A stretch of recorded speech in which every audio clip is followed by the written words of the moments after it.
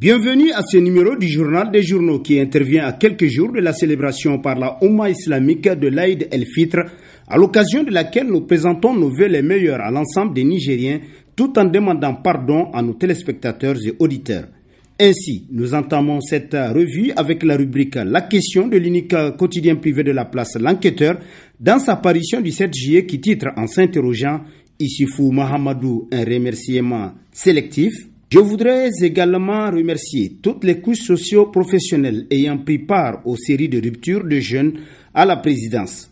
Vous l'aurez sans doute deviné, selon le journal, cette charmante civilité nous vient du président de la République à l'occasion de la fête de l'Aïd el-Fitr. Par ses propos aimables, Issoufou Mahamadou témoigne de sa reconnaissance à ceux l'aidant à incarner son modèle de dirigeant affable, le calife Omar ibn Khattab. Constate le quotidien qui renchérit, seulement d'aucuns trouvent ce remerciement très sélectif. Le citoyen lambda n'ayant pas eu le privilège de partager les victuailles présidentielles mérite tout aussi des remerciements, ne serait-ce que pour avoir prié un mois durant pour la paix et la quiétude au Niger. Le pays ne se limite pas aux seules couches socio-professionnelles ayant franchi le portillon de la présidence, constate l'enquêteur. Sur tout un autre plan, deuxième mandat du mal élu Issoufou Mahamadou, 100 jours de calvaire national, a constitué l'un des titres à la une de l'hebdomadaire Le Monde aujourd'hui, qui nous apprend que c'est en principe le 3 juillet 2016 que le président de la République Issoufou Mahamadou célèbre les 100 jours de son second quinquennat. Un événement, s'il faut l'appeler ainsi, qui passe dans une parfaite indifférence des Nigériens. Pas étonnant, lorsque le premier mandat du président Issoufou a bouleversé tous les espoirs que la restauration de la démocratie et a fait naître l'amertume dans le cœur des populations, constate le journal qui poursuit qu'au lieu de la concrétisation de cet espoir légitime, c'est un déracinement du tissu socio-économique et politique qui a été servi aux Nigériens.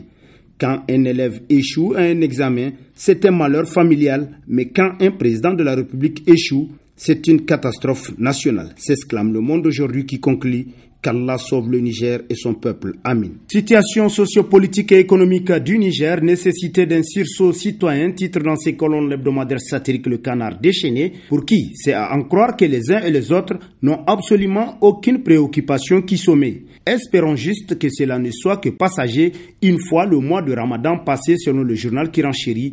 Tant les associations de la société civile que les partis de l'opposition politique, tous deux ont le devoir citoyen d'œuvrer pour un sursaut citoyen qui tirerait ce pays de l'inanimisme rampant qui est en train d'endormir le pays.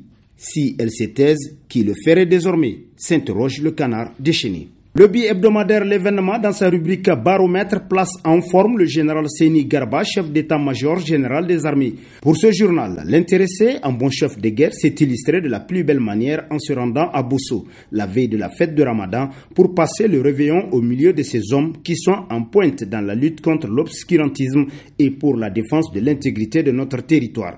Un geste inhabituel qui désormais sera inscrit en lettres d'or dans les annales de l'armée nigérienne, conclut l'événement. Renaissance, un folklore, s'interroge l'hebdomadaire Le Nouveau Républicain, pour qui le Niger est aujourd'hui une société fracturée. Et il n'y a plus qu'à voir le dysfonctionnement du CNDP pour comprendre que ce pays va mal.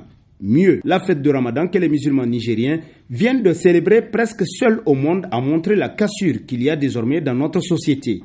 Les responsables politiques ne sont plus capables de se rencontrer, de se parler directement, de se serrer la main et à l'occasion de cette belle occasion que leur offre la religion qu'ils prétendent professer avec foi, de se pardonner ainsi que le recommande l'islam au sortir d'un mois de privation et de recueillement, constate le journal. Est-il donc possible de faire la renaissance culturelle dans un pays divisé en deux, peut-être plus avec des composantes qui se tournent le dos rancunières et intolérantes? S'interroge l'hebdomadaire qui renchérit.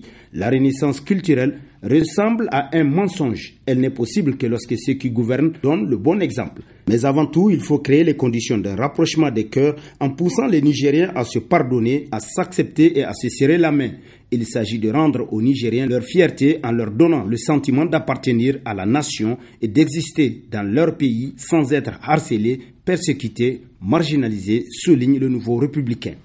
Déni de citoyenneté à Kaou, titre dans les colonnes de sa parution du vendredi 8 juillet, l'enquêteur, pour qui sous le régime de Gouri, tout, absolument tout, est de l'ordre du possible. À Kaou, une commune rurale du département de Tintabaraden, les populations ont assisté la semaine dernière à une opération inédite de vente de céréales à prix modéré. Cette opération devait normalement bénéficier à tous les ménages vulnérables sans exception, selon le journal, qui poursuit, mais non, le maire Hamada Assouman en a décidé autrement. Les militants de l'opposition, plus particulièrement ceux du parti Modem Faloumana, ont été tenus à l'écart de la dite vente. Un peuple peut prospérer dans l'ignorance, mais jamais dans l'injustice, disait le prophète Mohammed, paix et salut d'Allah sur lui, souligne l'enquêteur. Politique, Mahaman Ousmane, derrière la création du parti RDR Tchandji, s'interroge dans ses colonnes l'hebdomadaire satirique La Griffe, qui nous apprend qu'en effet, le président du bureau provisoire de RDR Tchandji n'est autre que le député national Falke Bacharou. Que dire encore du secrétaire général provisoire de ce nouveau parti, l'ancien ministre Djina Abdoulaye, connu de tout le Niger comme étant un des fidèles compagnons de Mahaman Ousmane?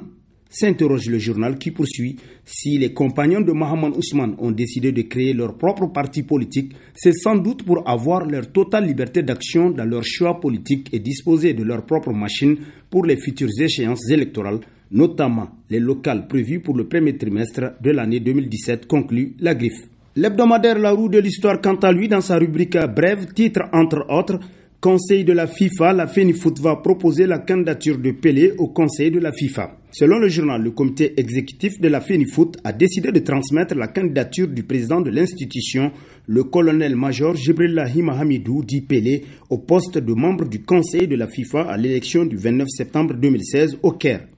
Le comité exécutif de la FENIFOOT a tenu une réunion extraordinaire le 19 juin dernier pour statuer sur les 2 points inscrits à l'ordre du jour de l'Assemblée générale extraordinaire de la CAF. À l'issue de cette réunion de l'organe dirigeant du football nigérien, le comité a donné un avis favorable au projet d'amendement proposé par le Niger sur le non-cumul des mandats électifs. Tel que rapporté par le journal qui poursuit, plusieurs prouesses tant à l'interne qu'à l'externe militent en faveur de cette candidature du président de la FENIFOOT au Conseil de la FIFA. En cas de succès de Pelé à ces élections, le Niger sera valablement représenté au plus haut niveau du football mondial par un vrai artisan de la réussite de son football au niveau africain et international. Alors, bonne chance Pelé, conclut La Roue de l'Histoire. Et sur ce, prend fin la présente rubrique de la revue de la presse. Prochain rendez-vous, plaise à Dieu, dans une semaine, avec toujours la même passion de vous servir. Bonne lecture et au revoir.